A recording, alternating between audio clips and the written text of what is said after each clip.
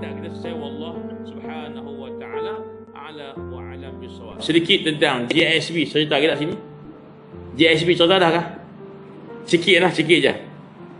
Tuan-tuan, GSB tuan sehari dua nampak riuh isu tu bangkit kerana apa? Pihak-pihak peguam bela ni dia buat cerita macam-macam lah, minta tu sebagainya. Mudah sahaja tentang penyelewengan serah pihak berkuasa. Yang seleweng kita tak kompromi, yang kena sesat kita tidak tolak ansur. Tapi untuk pasal banyak pengakuan kata kami dah tak beramai dan benda tu pun aurat Muhammadiyah ke sebagainya terpulang tuan-tuan. Pengakuan ke penafian ke itu serah.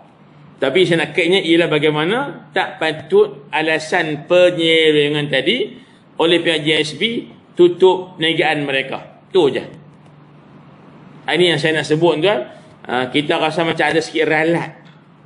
Ralat. Saya tahu ada fatwa kata perniagaan mereka tidak patuh sistem perekonomian Islam. Saya dengar ada fatwa yang demikian. Jadi akhirnya orang faham dia pun tak boleh berniaga, tutup perniagaan. Cuma pandangan kita pula sikit berbeza lah.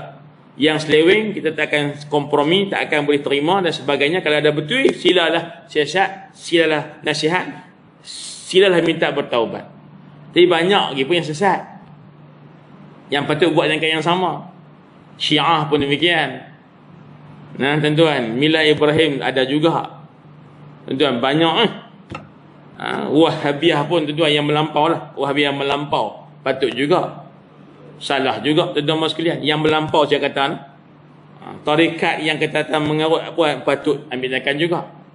Apa sahajalah yang menyeleweng tuan-tuan. Tapi tiba-tiba untuk GSB nampak agak agresif. Tindakannya agresif, tangkap tuan-tuan, soal siasat dan belum dah dihadap ke mahkamah. Shah Alam ni 2 Jumaat lepas tuan-tuan. Jadi saya nak ceritanya tajuk sesat itu satu bab. Tapi kenapa dihalang perniagaan, ditutup perniagaan?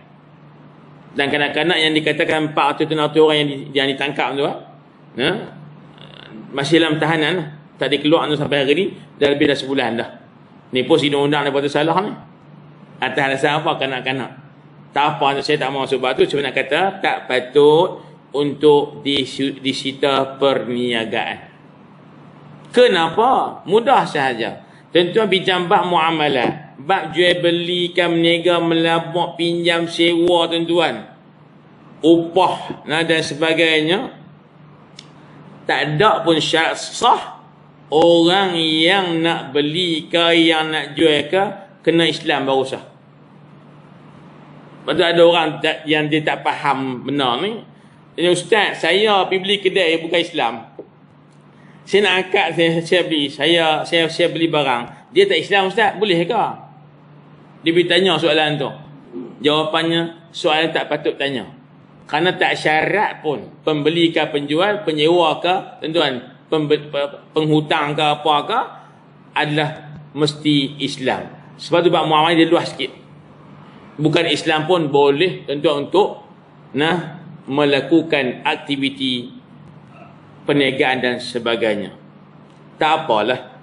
Jadi tuan, bila kita faham yang tadi, tiba-tiba kerana penyelewengan disekat perniagaan, kerana bimbang perniagaan tadi bila ada untung untuk akan support aktiviti yang kata seleweng tadi. Faham tak?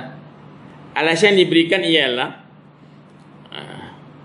bila ada untung perniagaan mereka akan diberikan tuan kepada aktiviti yang kata seleweng tadi. Sepertinya untung perniagaan yang akan support aktiviti yang seleweng tadi. Maka kau tutup perniagaan, tak ada untung, duit tak ada, akhirnya mereka pun tak bergerak lah. Bahasanya demikian. Saya tuan sebagai orang yang kita katakan ada ghirah, kena ada cemburu dekat Islam ni. Dan mereka yang disebut seleweng itu masih Islam. Seleweng, tuan-tuan, kalau seleweng betul-betul masih Islam.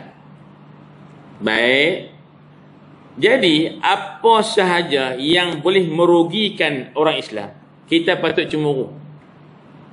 Faham mana cemburu? Cemburu, tuan-tuan, maknanya kalau boleh kita benda kita sayang tu, tak mau orang kacau dia. Tak mau orang ganggu dia. Tak mau orang sekat dia. Tak mau orang kata kat dia. Tu makna cemburu. Macam tuan dengan bini lah, cemburu lah. Tuan-tuan, saat telefon, siapa telefon tu? Nak tahu siapa telefon. Telefon untuk apa? Pasal apa? Tuan-tuan, cemburu lah tu. Sayang kat dia. Tak mahu orang ganggu dia. Betul tak? Contoh sahaja. Tuan-tuan, jadinya saya sebut, bila kita ada perasaan cemburu pada Islam, tuan-tuan, walaupun GSB dikatakan ada penyelewengan, kerana dia masih Islam, tolonglah kita kata, jangan halang perniagaan dia. Kerana ini sebahagian fardu kifayah. Dan hujah tambahan kita ialah bukan hanya GSB. Ada tuan-tuan, orang yang bukan Islam pun kafir, yang sembah selain daripada Allah Ta'ala, berhala sebagainya, nega juga. Kenapa tak dihalang perniagaan? Orang yang tak Islam ni. Awak ustaz, mereka lagi sakan bukan sakan seleweng, tak Islam terus. Untung mereka pun, orang kaya yang menega mereka pun juga dia salur pada rumah ibadat mereka. Ada kawan kita cerita sembang dengan Tok Sami, Wat mana tu, saya dengar dia cerita, Tok sembang dengan Wat, Tok Sami satu Wat Siam ni. Dia kata ni, binaan mereka tuan-tuan, Wat Siam ni binaan ni lagi canggih, manggih, mahal. Dengan ukiran tuan-tuan sekalian. Dia kata, nak habang kampar, ni, hak yang dia bagi sumbangan ni, untuk buat Wat ni, orang-orang kaya, terangan mereka diwajibkan kena beri sumbangan untuk tokoh. Wajib kena beri sumbangan. Dia kata pula, kalaulah kami Siam ada macam lembaga zakat, kutipan kami kalah zakat, dia kata. Nah, abang kata komitmen. Nah, penganut agama dia dengan agama dia, dengan tuan pusat ibadahnya, dia bagi sumbangan. Daripada duit negara dia. Faham tak ni? Maksud saya nak sampaikan apa? Kalau dihujah tadi, penyelewengan GSB tertutup perniagaan supaya tak ada sumbangan, sumber keuntungan berniaga untuk aktiviti tadi. Kenapa kita tak kata pula yang bukan Islam berniaga juga, untung berniaga juga, dan untung tuan dia pergi salur pada agama yang kufur pada Allah Ta'ala. Betul tak ni? Dan di Malaysia tuan, ada satu lagi gerakan namanya Kristianisasi, yang ajak orang jadi Kristian. Tuan-tuan, buah tuan-tuan, edang Injil dan sebagainya. Dan abang yang hadap menega bersama Malaysia beragama Kristian. Hak menega dan besar untung mereka daripada salok juga untuk ni aktiviti Kristianisasi. Kalau nak ambil alasan GSB menyeleweng maka sekat perniagaan supaya tidak ada sumber dana, maka kenapa tak tutup perniagaan orang Kristian yang menyalur tuan untung perniagaan mereka kepada gerakan Kristian tersebut? Itu saya kata kena ada ghairah, kena ada cemburu pada Islam ni. Maka kawan-kawan tuan-tuan GSB walaupun dikatakan seleweng, dia masih Islam, maka tuan biarlah dia berniaga. Tak ada kaitan tuan seleweng akidah dengan perniagaan. Kerana orang kafir pun boleh berniaga tuan, bukan Islam pun boleh berniaga. Jadi biarlah kita tuan buat usaha yang agak cerdik untuk kita faham. Orang kata kanak-kanak dieksploitasi, kerja tak ada upah. Saya pun kata tuan hujah ni lah, hujah tak cerdik saya lah. Mereka duk ada penginapan yang mewah, pakaian dapat orang bagi, yang kedua makan free. Tuan nak kira hitung ada angka nilai dia, makan, pakaian, tempat tinggal, ada angkanya. Maka tuan itu juga boleh dianggap sebagai upah. Boleh kira sebagai upah juga sebenarnya pun tuan-tuan. Tuan-tuan, saya rasa cukup setakat malam ni.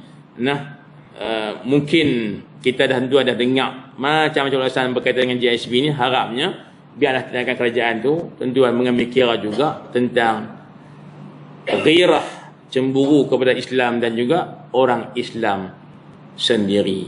Setakat itu wallahu subhanahu wa ta'ala a'la wa